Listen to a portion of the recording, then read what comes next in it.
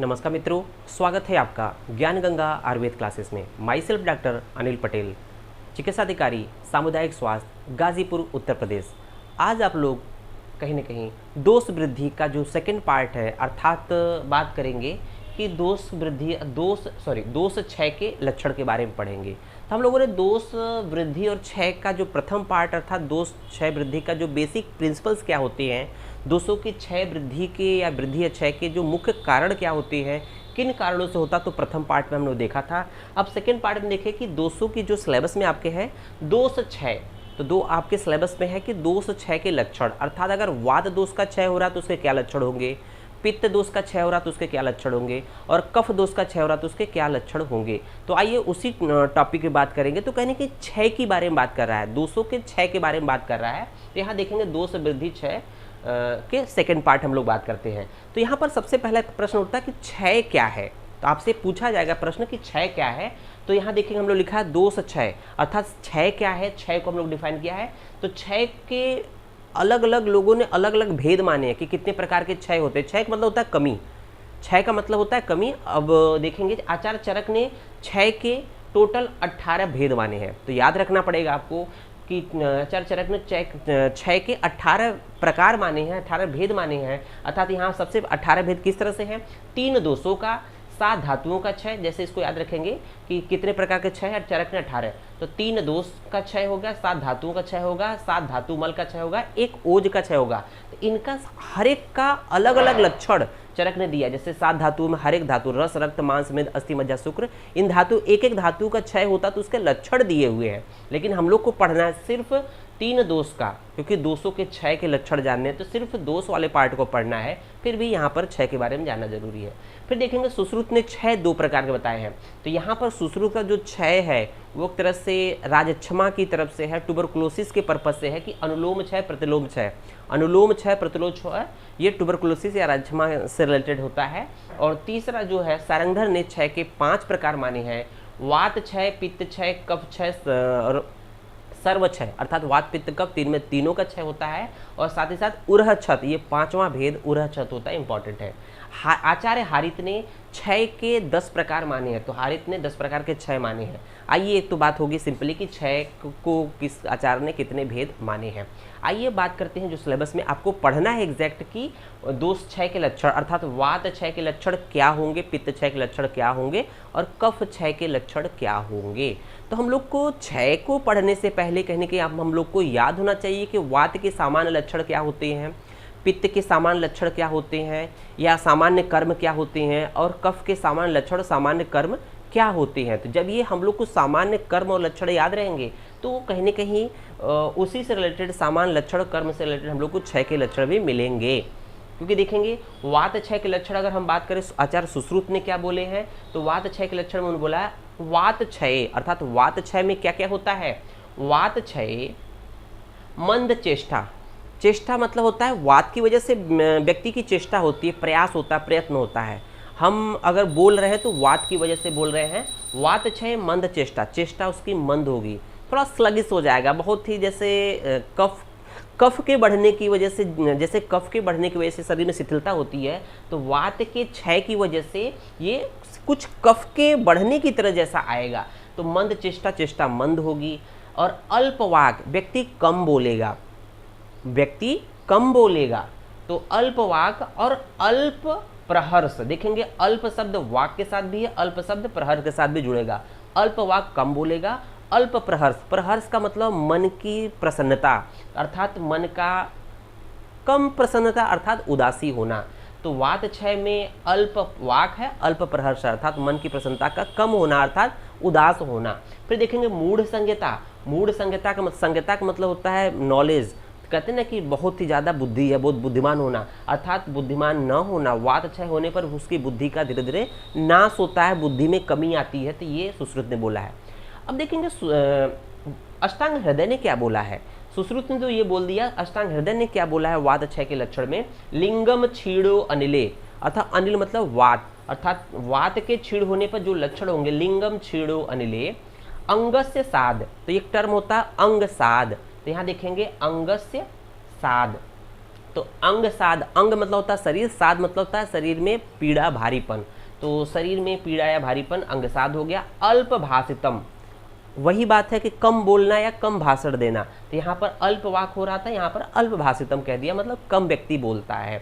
उसके बाद देखेंगे संज्ञा मोहस तथा, संज्ञा का मोह हो जाना, यहाँ पर क्या था, मूढ़ संज्ञता अर्थात उसकी संज्ञा अर्थात विवेक बुद्धि का कम हो जाना, तो यहाँ भी संज्ञा का मोह हो जाना।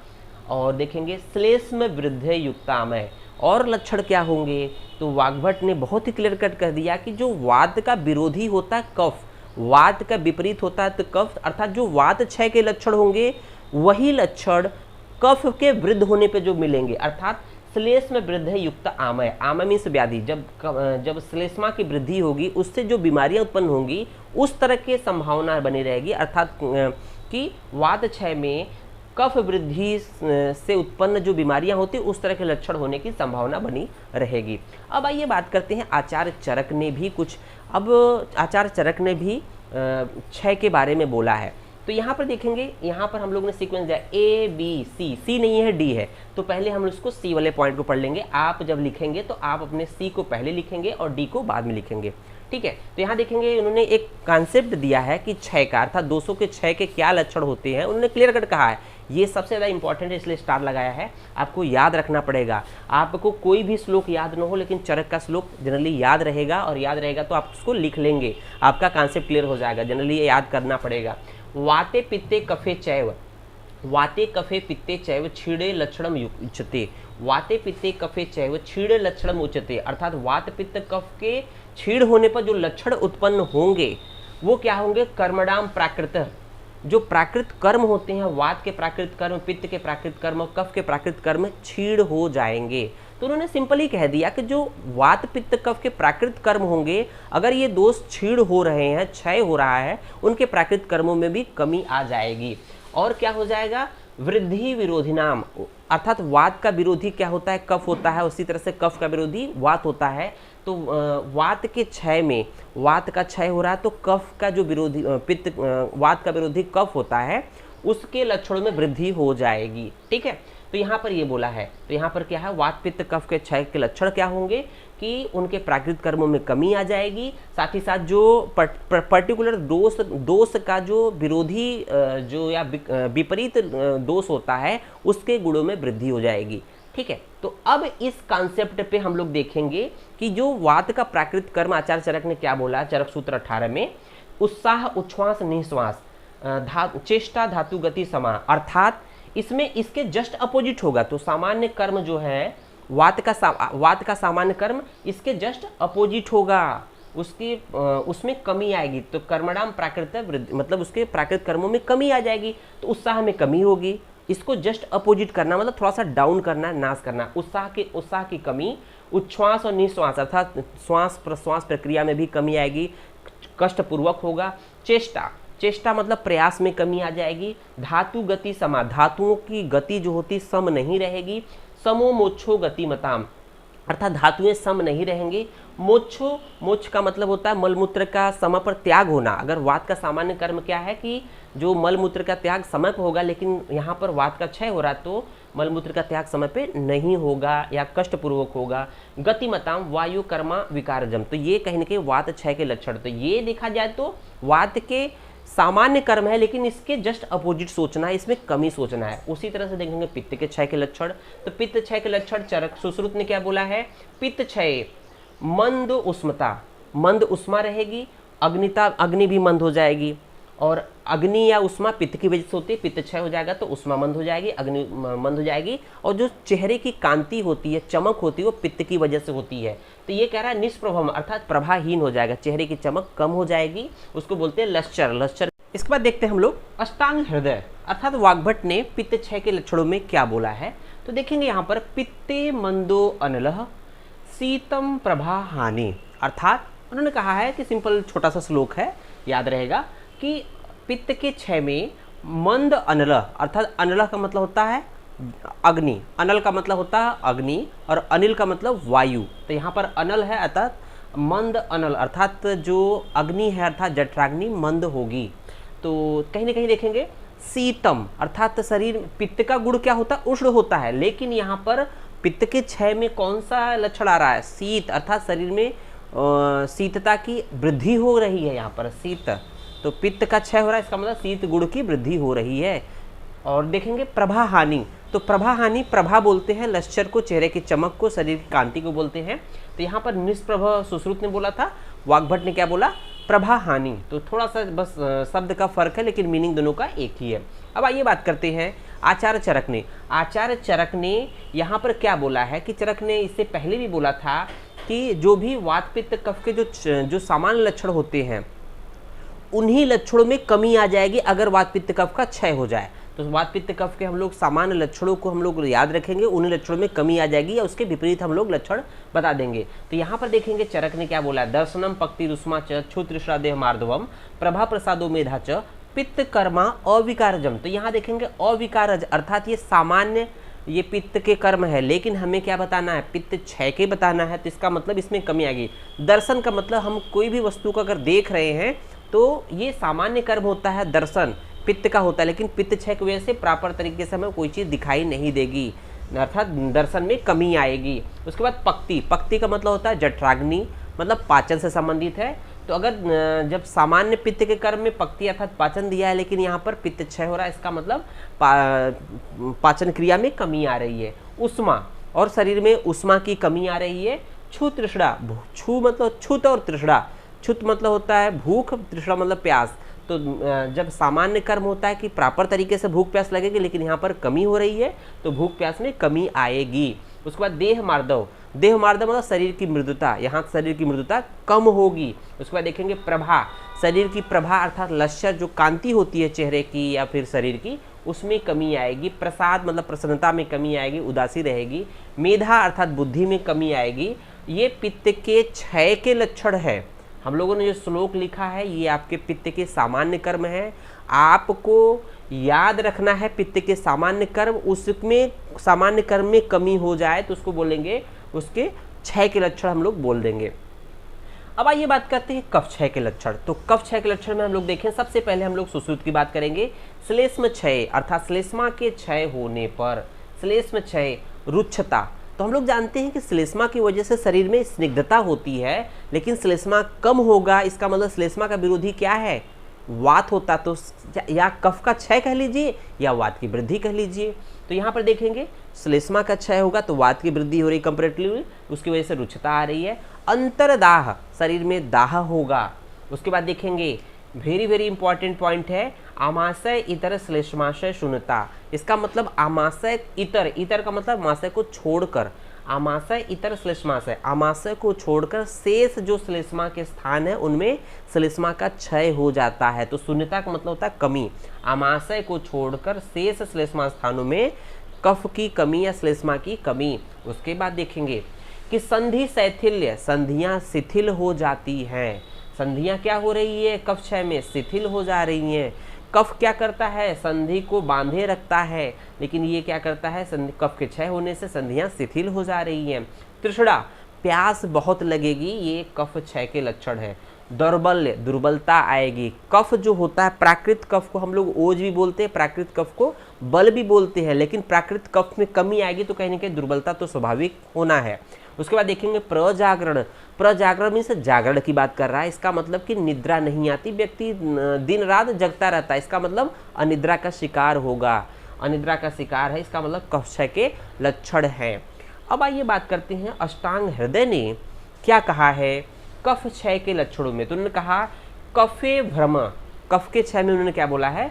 भ्रम होगा, भ्रम की स्थिति रहेगी, बौद्धिक तार्किक क्षमता उसकी कमी आएगी, तो भ्रम की कंडीशंस में होगा। श्लेष्माया नाम शून्यतम, जो श्लेष्मा का श्लेष्म आशया नाम अर्थात श्लेष्मा के जो आशय होंगे उसमें शून्यता आ जाएगी, अर्थात जहाँ जहाँ श्लेष्मा का स्थान है, जहाँ जहाँ श्लेष्मा है वो श्लेष्मा का क्षय हो रहा है, तो श्लेष्माशय नाम शून्यत्वम, वो शून्य हो जाएगा, शून्य हो जाएगा, अर्थात श्लेष्मा का वहाँ से क्षय हो जाएगा। हृदय द्रव, हृदय द्रव का वेरी वेरी इंपॉर्टेंट है। हृदय द्रव का मतलब होता है हृदय गति में वृद्धि।